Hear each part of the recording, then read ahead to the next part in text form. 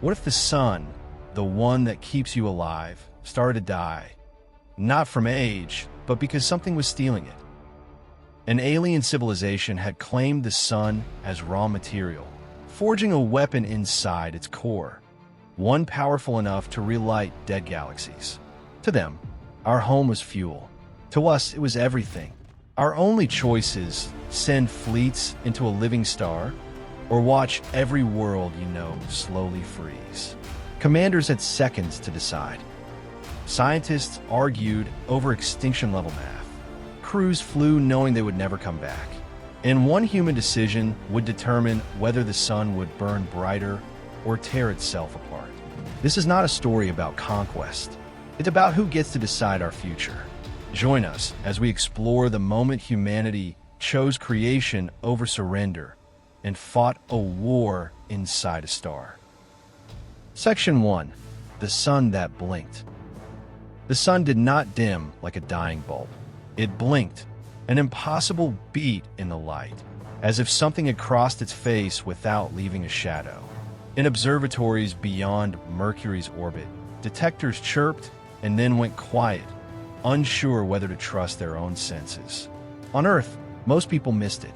Sol had never lied, ever. But in the archive, the event is recorded as the first crack in the era of peace.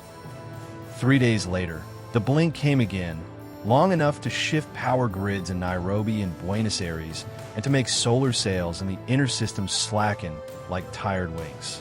The Helios array, humanity's crown of mirrors and spectrometers, swiveled as one, chasing the change in photon pressure.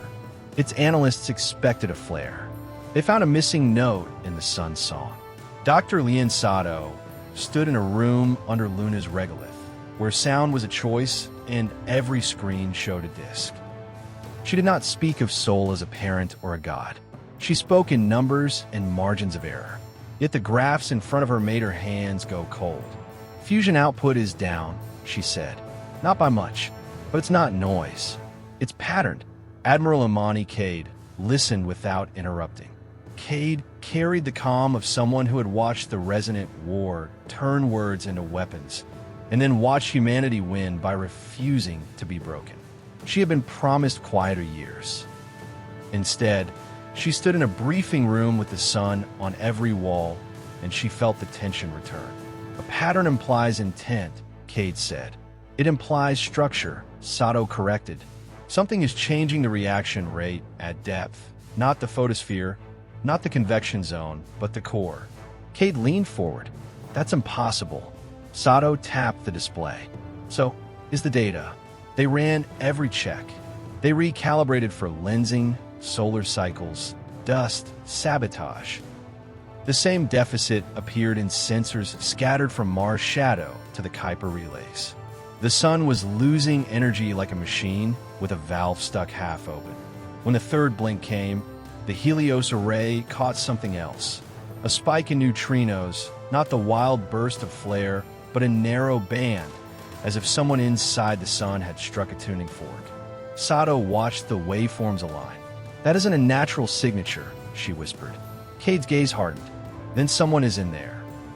Within hours, the Solar Accord Council convened for the first time in years. Rivalries surfaced, then faded under the numbers. If Sol's output kept falling at the measured rate, the inner colonies would freeze within a century. Earth would follow. Peace would end not with an enemy fleet at the edge of space, but with darkness creeping across farmland. A junior technician asked the simplest question. If something is taking from the sun, where is it going? No one answered, not because they lacked theories, but because every theory ended the same way. Whatever lived beneath that fire was building, and it had just announced itself by blinking their star. Please do press that like button if you have enjoyed this story so far. That would mean a lot to me. Now back to the story. Section 2. Voids Beneath the Fire. The first maps looked like art. Bright veins, dark gaps, a sun drawn by a nervous hand. Then the algorithms finished their work, and the room on Luna fell into a reverent silence. Neutrinos do not care about heat. They slip through a star as if it were fog. carrying honest news from the furnace. Humanity had learned to read that news the hard way. During the Resonant War, when enemy wavecraft hid behind screens of noise, neutrino tomographs had been the only eyes that never lied. Now, those same instruments stared into Sol and returned a message no human had ever expected. Hollows, not bubbles of plasma, not temporary convection pockets. Voids shaped like chambers, nested in rings as clean as if carved. Around each void, the fusion gradient steepened, as though the sun was being forced to burn hotter along the edges to make up for what was missing. Dr. Lien Sato zoomed the model until the core filled the wall. A lattice appeared, faint but unmistakable. "That geometry repeats," she said, voice low.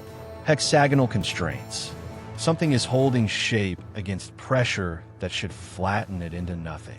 Admiral Cade watched the lattice pulse in slow time. "So a habitat." "A factory," Sato replied. "Habitats don't siphon fusion." When the council demanded proof, Sato gave them more than proof. She showed the delta in elemental abundance, tiny shifts in helium ash distribution, like someone stirring a pot from the bottom without touching the surface. She showed magnetic anomalies at depths where magnetic fields should be smooth, braided into tight knots like cables. And she showed the most frightening detail of all: the voids were moving, not drifting, migrating slowly along paths that match Sol's deepest currents. Like machines riding rivers of plasma, someone finally asked the question they had all avoided. "How big?" Sato swallowed. "The structures occupy a volume larger than Earth. Not one structure. Many." The next question came like a blade. "How long have they been there?" "Unknown," she said, "but the pattern suggests long-term extraction. They aren't eating in panic. They're building with patience." Cade turned to the panoramic window where Luna's horizon cut a thin line across black space. The sun hung beyond it, steady, beautiful, indifferent. For the first time in her life, she felt something close to betrayal. "Can we speak to them?" a diplomat asked over secure link. Sato answered, gentle but firm. They already spoke. The blink was a modulation of output, a signal. They chose the language every species understands. "Take, and we will notice." In the archive, the next entry is simple. Day 19. Confirmation of artificial structures within Sol. Probably hostile intent. Yet the most honest line came from an engineer. "If they can build inside a star," he said, "then they can turn our home into a tool." Outside, Sol shone as it always had. Inside, it was being hollowed like or. If you have enjoyed this story so far, then please do subscribe and hit the bell icon to listen to more stories like this one. Let's get back to the story now. Section 3. The Claim of the Pyraxy. The first reply did not arrive by radio. It arrived in the neutrino stream, threaded through Sol's heartbeat, a message riding particles that could not be jammed. The Helios array rendered it a sound only so human minds could hold it. A chord, steady and cold. Then words. "We acknowledge your observation. Proximity is not ownership." On the council dais in Geneva Arc, diplomats leaned forward as if volume could bend physics. Admiral Imani Cade stood behind the civilian speakers, eyes locked on the live model of the sun's core, where the voids glowed like fresh wounds. Dr. Lien Sato spoke softly, because shouting would not help. "They're shaping neutrinos with precision we can barely measure.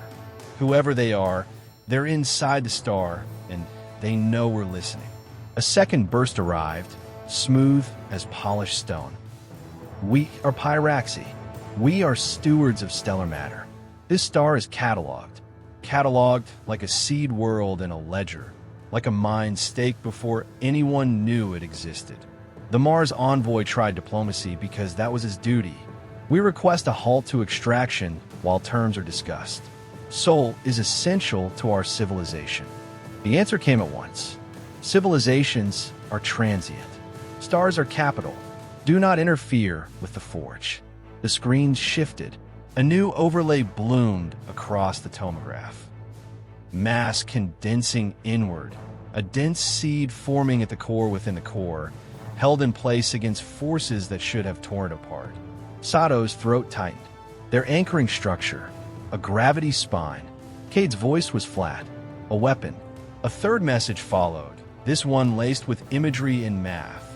An iron-dense stellar core wrapped in exotic alloys, compacted to survive intergalactic drift. Equations described ignition. How to drop the iron seed into a galaxy's dead center. How to shock cold hydrogen into flame. How to force silent suns to burn again. A miracle if offered. Elise chiffoned. The iron star will relight the silent. Your system will contribute. Accept stewardship. In the hall, arguments flared. Rights, treaties, first contact protocols, until Cade lifted her hand and the room remembered what silence had once cost. They call it stewardship, she said, but they didn't ask. They took. That's ownership enforced by power. Sato blinked hard, holding herself together. If they finish that forge, they won't just control Soul. They'll control the terms of light. Cade faced the council. Then we show them what humans do when someone tries to claim our star. On Earth, the news leaked in fragments. Solar anomaly, core mining, first contact. Markets shook, prayer halls filled, and engineers stared at the sky as if it might answer back. Cade watched the feeds for 1 minute, then shut them off. Fear was contagious. So was resolve. Outside, the sun shone. Inside, the Pyraxi kept building. Certain no species born in the cool dark between planets would dare to fight a war in fire. Section 4. Project Helios. Project Helios began as a whisper in sealed rooms, then hardened into orders that moved entire worlds. Humanity had sent probes to gas giants, cities to orbit, and weapons to the edge of causality, but no fleet had ever been built to enter a living star. The idea bordered on madness, yet madness had saved them before. Against the Pyraxi, hesitation would be extinction by degrees. The engineers worked without ceremony, because all wasted time. Hulls were layered with ablative lattices grown atom by atom, designed to shed matter like skin while keeping shape beneath impossible heat.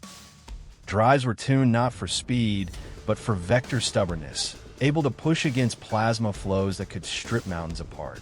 At the heart of each ship sat light-eater cores, technology once forbidden, now reawakened to drink excess radiation and survive where nothing solid should. Admiral Cade walked the yards in Mercury's shadow, where unfinished ships glowed dull red from reflected sunlight. She spoke to crews through glass and vacuum, not with speeches, but with presence. No one was promised survival. Everyone was told the truth. This was a one-way war unless they won. Dr. Lien Sato argued until her voice failed, not against the mission, but for its purpose. We are not striking to punish, she told the council. We are intervening to preserve balance. If the Pyraxi finish the Iron Star, they become arbiters of which civilizations deserve light. That argument carried weight where fear could not. The Pyraxi responded to the mobilization with silence, which was worse than threats. Inside Soul, the voids expanded, and the iron seed at the core thickened, drawing mass like a wound draws blood. Fusion output dipped again, just enough to remind humanity of the clock. Project Helios was authorized under emergency consensus. Fleets were renamed as instruments, not armies. The Kindlers, the Anvils, the Chorus. Each name carried intention, because intention mattered when physics bent. The final order was simple and terrible. To the sun, disrupt the forge, and if disruption failed, prepare ignition. As the first Helios vessels departed, Earth watched them fall inward, bright points diving toward fire. No cheers followed, only a held breath across a species that finally understood the scale of what it was willing to risk. Humanity was not going to beg for its star. It was going to fight for it. Section 5. Into the Burning Sea. The first Helios vessels crossed the photosphere without ceremony, slipping from brilliance into a deeper, harsher light. External cameras failed within seconds, leaving crews guided by instruments and instinct as plasma slammed against their hulls like living weather. The sun was not empty fire, but a moving ocean, layered, violent, and vast beyond comprehension. Magnetic storms rose like continents, twisting fields that clawed at navigation systems and tried to tear ships sideways into oblivion. The Light Eater cores drank until they screamed, venting controlled darkness in rippling wakes that let the vessels advance another kilometer at a time. Every meter inward was paid for with mass, energy, and nerve. Then the Pyraxi answered. Stellar constructs unfolded from the plasma itself, shapes held together by fields and intent rather than metal. They did not fire projectiles or beams. They redirected the sun, steering rivers of fusion toward the intruders with precise cruelty. Human ships were flung like leaves, some vanishing in white flashes that left no debris to mourn. Admiral Cade watched the tactical display fracture and reform as ships dropped from the network. Hold formation, she said, though she knew formation was a suggestion inside a star. Anchor to the currents. We move with the fire, not against it. The anvils adjusted, locking themselves into slower paths, riding the flow instead of fighting it. Human counterfire came not as violence, but as subtraction. Solar-forged drones deployed ahead of the fleets, unfolding into lattices that siphoned heat en masse, starving the Pyraxi constructs of the energy they assumed was infinite. Where the aliens tried to command the sun, humanity denied it, carving pockets of calm in the storm. Losses mounted. Names vanished from the roster with quiet finality. Yet each advance brought the iron seed closer. Its gravity felt even through layers of burning matter. Crews spoke less, focused on the next burn, the next correction, the next moment of survival. For the first time since the blink, the sun shuddered. Not in weakness, but in response. Humanity had entered the burning sea and learned how to swim. Section 6. Light that feeds on light. The deeper the fleet went, the sun stopped looking like fire and started looking like weather made of anger. Plasma rolled in hurricanes, and every instrument lied unless it was corrected. Admiral Cade kept her voice steady on the Helios net, because panic could not be vented in a vacuum. Ahead of the anvils, the first solar-forged drones opened like metal flowers and began to print scaffolds in midstream. They harvested raw ions, cooled them into temporary struts, and used the sun's own pressure to brace the work. In their wake, pockets of dimness formed, shadows not cast by objects but by absence of radiation. The Pyraxi rushed to close those wounds in their star. Their constructs erupted from the currents as braided rings, each ring a rotating field cage that grabbed light and whipped it into blades. Where those blades touched, human hulls peeled away in glittering sheets, and the Light Eater cores had to drink faster to keep crews alive. Cade watched one ship, Kindler 7, vanish as a plasma lance folded it into a line of vapor. She did not have time to grieve, so she turned loss into data and spoke it aloud. They're shaping photons as mass, she said, and they think we'll break when the sun itself becomes their gun. Dr. Sato's reply came from the science cell, riding in Cade's flagship, Anvil Prime. Then we stopped treating light as untouchable, she said, voice tight with strain. Open the quiet engine protocols. Feed their blades into our mouths.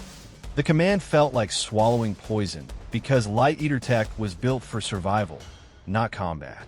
Engineers reconfigured the cores to overdraw, letting them ingest focused radiation until the containment fields glowed violet. The ships surged forward, and the Pyraxi blades dimmed as if someone had pulled the wick from a torch. For a minute, humanity held a corridor through the storm. Solar-forged drones stitched the corridor wider, printing reflective veins that bent plasma currents aside and turned chaos into a channel. Marines in heat-locked suits clung to inner decks, praying not to gods, but to the math on their screens. The Pyraxi answered with a new tactic, not rage, but precision. They collapsed magnetic lines into knots around Anvil Prime, trying to pin the ship in place and cook it slowly. Cade felt the hull vibrate like a struck bell and forced herself to speak calmly. "All vessels, pulse your cores on my mark." We breathed together. On the count, every Light Eater core in range inhaled at once, a synchronized theft of brilliance that created a moving void. The magnetic knot unraveled as its energy vanished, and the fleet slipped free like a blade from a closing fist. Far below, the iron seed tugged harder, and for the first time the Pyraxi sent a neutrino whisper. "You should not be here." Cade stared at the words and answered into the fire, more to her crews than to the enemy. "Neither should you," she said, and drove the fleet deeper. Section 7. The Iron Star Assembles. The corridor of stolen light narrowed as the fleet descended, and the sun's pressure grew intimate, pressing on hulls like a hand testing for weakness. Heat sensors pinned at their limits, while gravimetric meters registered a pull that did not belong to Sol's normal core. Beneath them, the iron seed was no longer a concept in equations, but a weight in the bones, a gravity well wrapped in intent. Every ship felt it, and every crew understood they were nearing the forge. For now, the Pyraxi city revealed itself in fragments, not as walls and towers, but as ordered turbulence. Rings of constrained plasma rotated around empty chambers, and within those chambers floated dense nodes with a dark metallic gleam. Solar Forge drones struggled to map it, because the structure changed shape without changing purpose, folding like origami in slow motion. Dr. Sato named it aloud, a stellar foundry, using magnetic confinement as scaffolding. Then the Iron Star began to assemble before human eyes.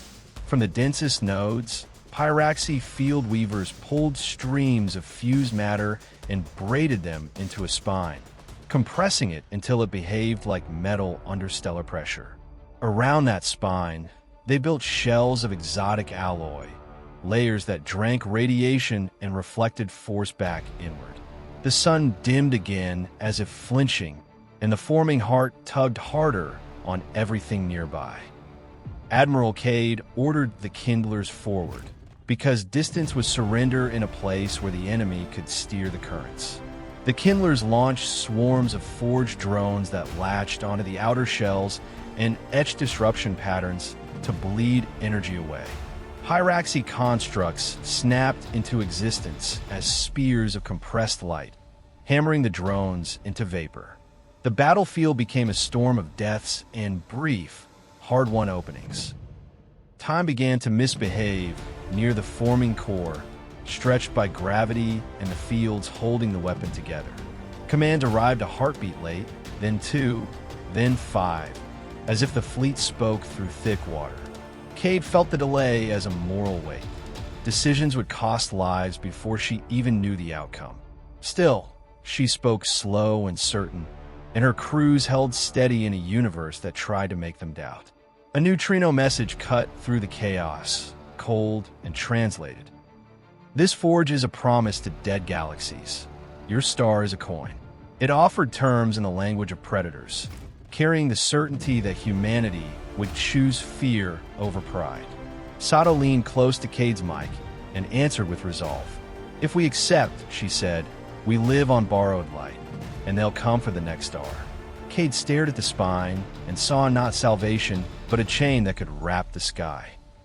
She authorized the next stage, the one no one said aloud in public briefings, and the fleet's reactors shifted to a sharper hum. "All vessels," she said, "arm ignition tools and anchor your drones. We're here to remake our star before they do." Section 8. A choice without retreat. The first ignition simulations were run in silence, because no one wanted their fear to become contagious. Inside Anvil Prime, Dr. Lien Sato watched models bloom across the main display.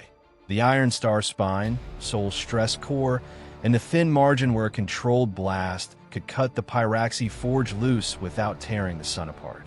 Every run ended with the same truth. There was no clean kill. The Iron Star had been welded into Sol's deepest engine. Admiral Imani Cade listened as Sato explained it in plain words for tired people. If we strike the spine directly, we trigger an uncontrolled cascade, Sato said, eyes rimmed red from heat glare and sleeplessness. If we retreat, they finish, and Sol keeps dimming until we freeze. The only path is to force a rebirth pulse, brief, violent, and shaped, so the sun burns through their scaffolds and restabilizes on a new equilibrium. The crew knew what a rebirth pulse meant, even if it was not named. It meant pushing Sol to the edge of supernova and trusting human math to pull it back.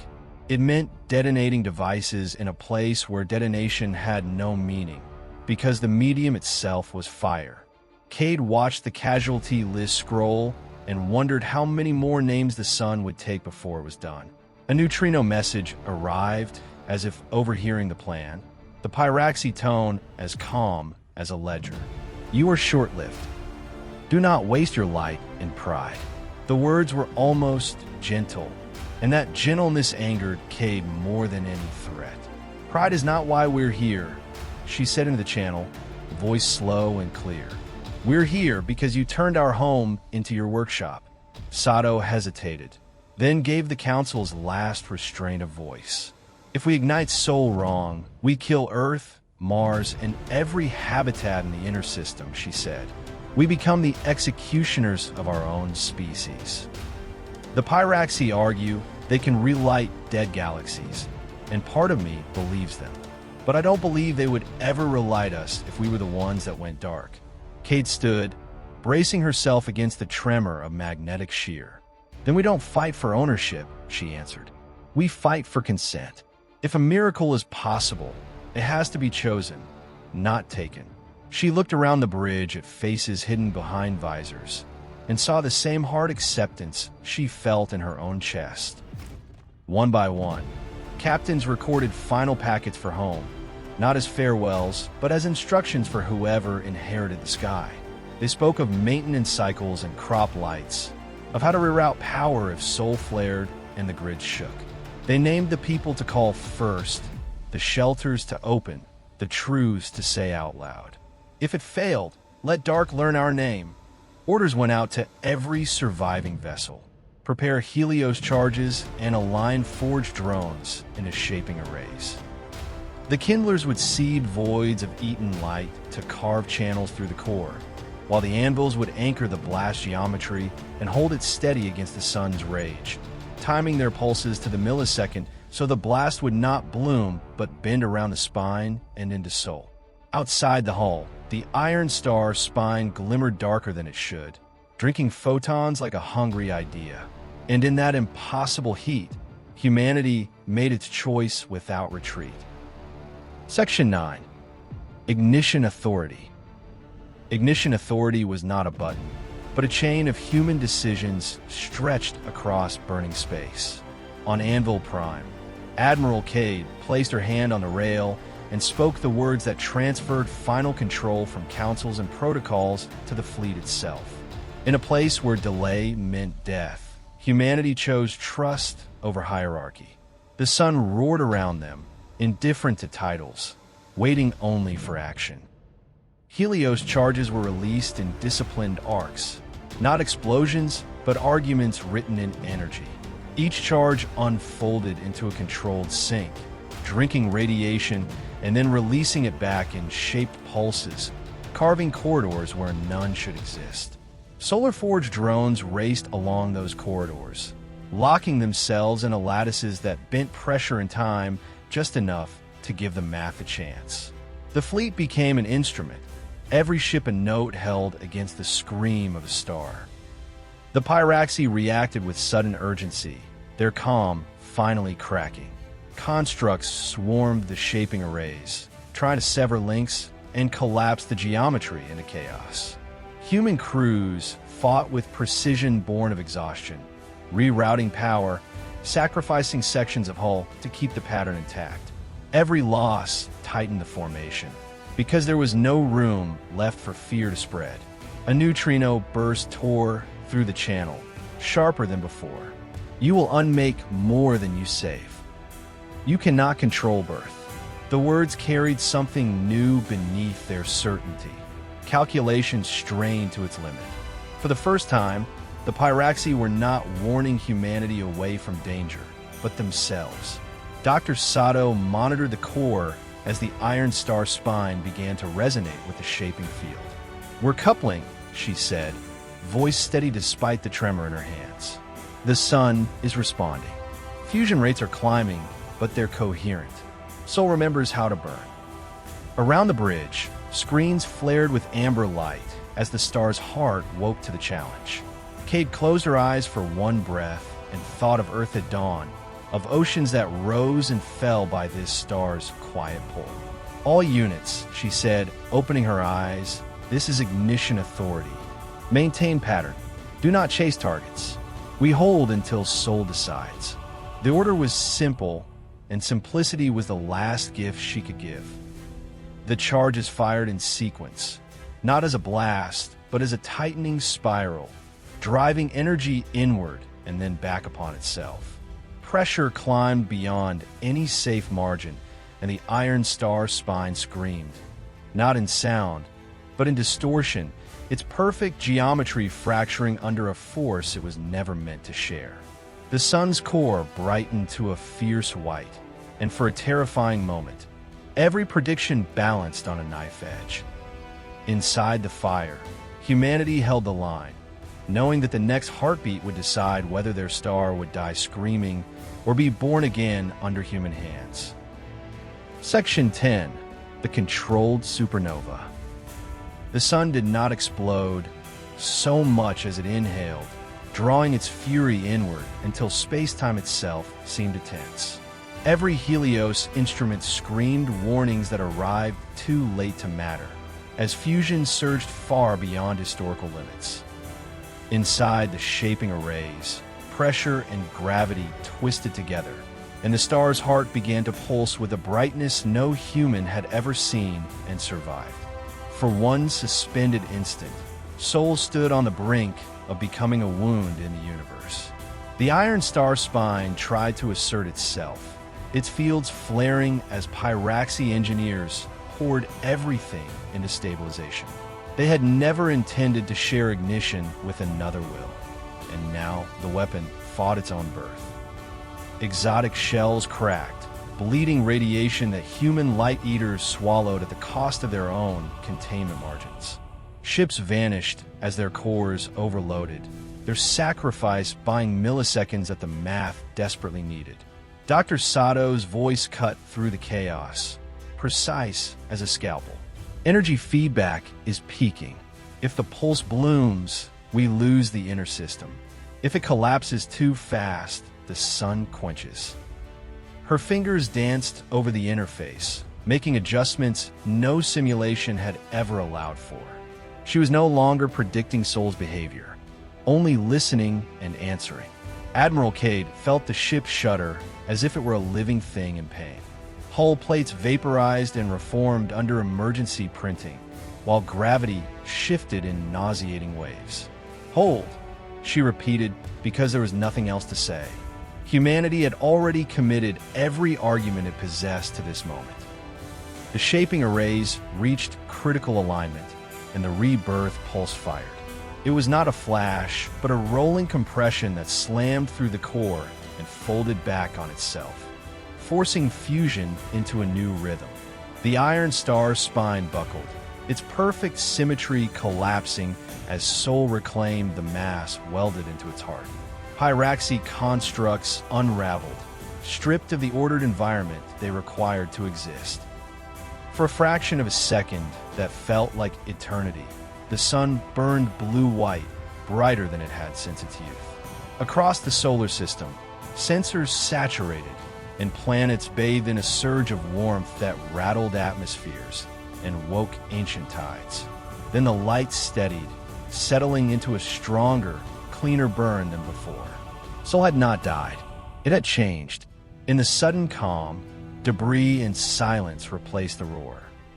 The iron star was gone, folded into the sun's renewed furnace, its promise stolen and transformed. Humanity had forced a star to choose itself, and the universe had allowed it. Section 11. The Star Remade. The first proof of survival was not a cheer, but a quiet line on a display. Fusion output stabilized above baseline, the new curve smooth and steady, like a heart that had found healthier rhythm. The sun's surface flared in delayed response, shedding harmless petals of plasma into space, as if shaking off a nightmare. On Earth, dawn arrived brighter than yesterday, and people stood in windows with no words for the simple fact of warmth. Inside the sun, the battlefield became a grave of unfinished intentions. Hyraxi constructs, once so precise, dissolved into turbulence, their field cages torn apart by the new magnetic order Sol had adopted. The void chambers collapsed one by one, crushed not by human weapons, but by the star reclaiming its own pressure. Where the iron star spine had hovered, only a dense knot of fused matter remained, already being digested in a Sol's reborn core. Admiral Cade called for a status sweep, and the answers arrived like footsteps in a ruined hall. Few ships remained, fewer still intact enough to maneuver, and some responses were only automated beacons repeating a last known vector. The Helios net was thin now, but it held, and in that holding was the shape of victory. Humanity had not conquered the sun. It had endured it long enough to steer its moment of change. Dr. Sato stared at the core map, watching the last iron fragments sink into stable circulation. They thought they owned the rules, she said, voice low, but they only own a method. Her gaze lifted to Cade. We showed them something else. We showed them choice. A final neutrino transmission arrived, weak and ragged, not threaded through Sol's calm heartbeat, but leaking from the dying remnants of the Pyraxi forge. Not yours, not OURS, IT Burns. The message was less a threat than a realization, as if the Pyraxi were tasting humility for the first time. Cade listened, then answered with words meant for her crew, not the enemy. It was never ours, she said. It was home, and homes aren't taken. They're kept. Rescue operations began immediately, though rescue inside a star meant guiding the surviving ships outward along channels of reduced radiation. Light eaters ran it low, careful draws now, sipping instead of gulping, while drones printed fresh shielding for vessels that had lost their skin. Outside, the sun's corona shimmered with a fiercer halo, and the Helios array recorded the new spectrum like a historian writing a date. In the archive, it is marked as SOL reignited. Controlled rebirth successful. When the surviving Helios vessels finally breached the photosphere, they emerged as scarred sparks into the dark. The inner system lit them with laser beacons and navigation hymns. And for the first time since the blink, there was room for breath. Victory did not feel like triumph. It felt like gravity returning to normal and the simple relief of a star that would rise again tomorrow. Section 12. What humanity lit. The celebrations waited until the numbers held for 30 days because people needed proof, not slogans. When Sol kept its new rhythm, market-steadied shipments resumed, and habitats reopened their shutters to a dawn. Across Earth, the sky looked familiar, yet everyone felt the difference, as if the light had waned again. In the solar accord chambers, the debate that followed cut deeper than any casualty list. Some demanded Helios be buried, that light eaters be sealed behind treaties, because no species should hold the power to push a star to the brink. Others argued secrecy would turn salvation into another kind of tyranny, and that shared knowledge was the only answer to cosmic theft. Dr. Sato ended the shouting with a quiet line. They'd saved Sol by refusing to become what the Pyraxi expected. Admiral Imani Cade refused metals that felt too clean for what had been burned away. She stood in Mercury's shadow yard, looking at Anvil Prime's scorched ribs, and she read the names of the lost into the record with steady breath. Her final directive was not a victory speech, but a warning and a vow. Never build an iron star, never claim other suns, and never sell rebirth like a weapon. If humanity was to matter, it would be as a maker that could also restrain itself. The first request came sooner than expected, carried by telescopes aimed at the dark. A red dwarf on the edge of human charts began dimming in a pattern that matched Sol's early blinks, not from Pyraxi mining, but from a natural collapse accelerated by an unseen drain. Humanity did not send a war fleet. It sent a Helios kit, shaping drones, a light eater tuned to sip instead of swallow, and a crew sworn to leave no permanent hooks behind. The dwarf flared brighter, stabilized, and its planets kept their atmospheres warm enough to hold. That act spread faster than any broadcast, because stars are the oldest language. Neighbor species that once called humans reckless upstarts sent observers, then engineers, as more failing suns were steadied at the edge of dark. The Pyraxi were not hunted. Their surviving field weavers, scattered and weakened, were offered a choice to share stewardship without ownership, or to vanish into the places where even neutrinos could not find them. Some refused, but some stayed and learned what it meant to ask first. Helios protocols were released with limits written into the code and ethics written into the margins. The equations were published beside the names of the dead, so no one could pretend the knowledge was cheap. Any world that used the method had to disclose intent and accept outside audits, or lose access to the designs. It was imperfect, but it was human, a rule made to be watched, not worshipped. In the final audit, the sun's blink was marked as the moment humanity stopped being a people who merely survived disasters. It became a people who could create a second chance and still choose consent over dominion. The Iron Star was never built, yet its shadow changed the galaxy because humans proved that rebirth could be a gift instead of a chain. Sol burned on, remade and unclaimed, and beyond the rim of mapped space, dead systems waited for the day a new kind of light arrived. Please do press that like button if you have enjoyed this story, and also please do subscribe and hit the bell icon to listen to more stories like this one. That would mean a real lot to me. Now go ahead and listen to your next story here.